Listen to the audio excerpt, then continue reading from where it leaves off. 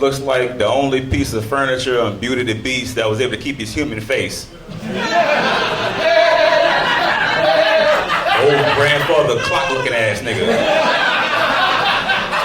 That was a good one coming from one of the Cheetah Girls. Bitch, you look like a handsome lava lamp.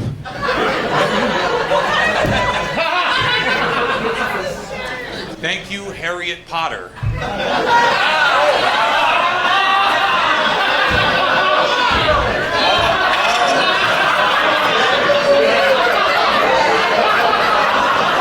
All I'm saying is you look like a muggle that really wants to be a wizard. That's all I'm saying. Kevin went to jail, yo.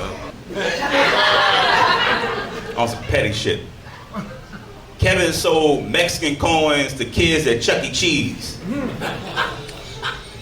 Kevin's a pesophile.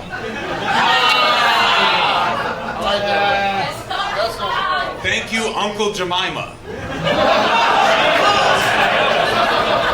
You look like Logan Paul Bunyan. This stupid bitch about to go box a tree and then smoke it. You look like the Black Power Ranger if his superpower was childhood neglect. I'm talking about Child Protective Services.